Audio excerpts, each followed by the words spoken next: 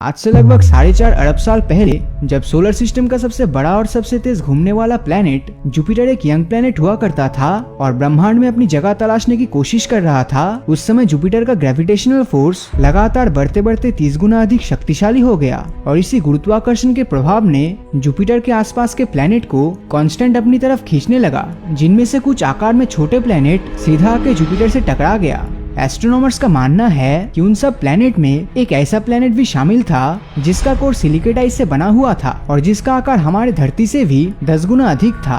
और इसके साथ जुपिटर के टक्कर होते ही ब्रह्मांड में हलचल मच गई। इसने जुपिटर के कोर को बहुत ही ज्यादा नुकसान पहुंचाया था। इस अननोन प्लेनेट ने जुपिटर की ओर 36 किलोमीटर प्रति सेकंड की स्पीड से टकराया था, जिसके चलते जुपिटर का मास थोड़ा कम हो गया, पर इस टक्कर का प्रभाव जाके पड़ा जुपिटर के कोर में। इस टक्कर से पहले जुपिटर का कोर डेंस हेवी मेटल से बना हुआ था, पर जैसे ही टक्कर हुआ तो वो सिलिकेट आइस कोर प्लेनेट पूरी तरह जुपिटर के अंदर मर्ज हो गया और इसीलिए जुपिटर का कोर बहुत ही ज्यादा पतला हो गया। अगर ऐसा ही एक टक्कर ब्रह्मांड के धरती और जुपिटर के बीच होता तो इसका नतीजा क्या निकलता, चलिए जानने की कोशिश करते हैं। हमारे सोलर सिस्टम में धरती और जुपिटर के ग्रेविटेशनल फोर्स का प्रभाव काफी ज्यादा है। ऐसे में अगर कभी इन प्लैनेट्स की ग्रेविटी इन्हीं से धोखा कर जाए तो नतीजे के तौर पे ज्यादा ग्रेविटेशनल फोर्स वाले जुपिटर धरती को अपनी तरफ खींचने लगेगा। जुपिटर अपने ग्रेविटेशनल पुल के कारण ये आउटर सोलर सिस्टम से आने वाले ऑब्जेक्ट्स को अपने ग्रेविटी के इन्फ्लुएंस में रखते हैं और इनर सोलर सिस्टम की तरफ आने वाले ऑब्जेक्ट्स को भी अक्सर अपनी तरफ आकर्षित कर लेते हैं। जुपिटर का मास सोलर सिस्टम के सभी प्लैनेट्स के टोटल मास से भी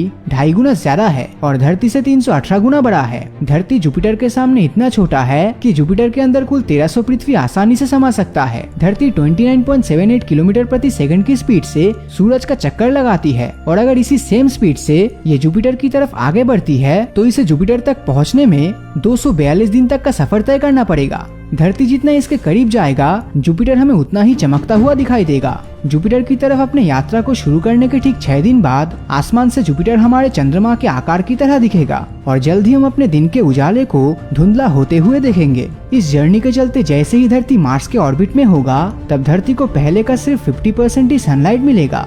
इस समय धरती में बसे लोगों को बहुत ही ज्यादा ठंड महसूस होगी क्योंकि मार्स का औसतन तापमान -63 डिग्री सेल्सियस है और लगभग इतना ही टेम्परेचर तब धरती पे भी होगा।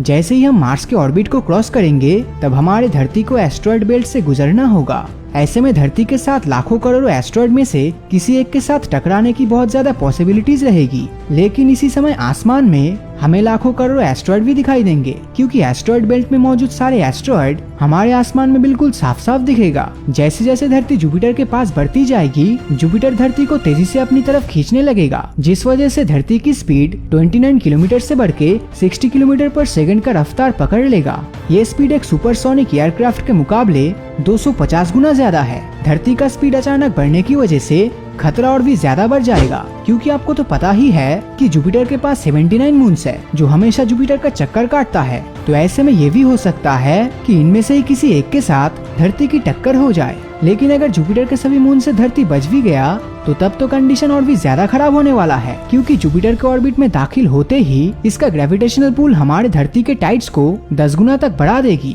महासागरों में बहुत बड़ी सुनामी भी देखने मिलेगा। टक्कर के लगभग 28 घंटे पहले जुपिटर की ग्रेविटी धरती के अंदर की चीजों को अपनी ओर खींचने लगेगा। धरती में लाइटनिंग स्टॉर्म और टॉर्नेडो जैसे डिजास्टर इतने बड़े हो जाएंगे कि उन्हें नापने के लिए हमारे पास कोई स्केल ही नहीं होगा। जैसे ही धरती जुपिटर से टकराएगी तब दोनों प्लैनेट्स का एटमॉस्फेयर आपस में मिल जाएगा और टक्कर से जो हीट उत्पन्न होगा उससे धरती की सभी चीजें भाप में बदल जाएगी। धरती का सरफेस पूरी तरह लावा से भर जाएगा और धरती का इनर कोर भी जुपिटर से टकरा के पिघल जाएगा और जुपिटर के कोर तक पहुंचने से पहले ही धरती एटमॉस्फेयर में जलकर जुपिटर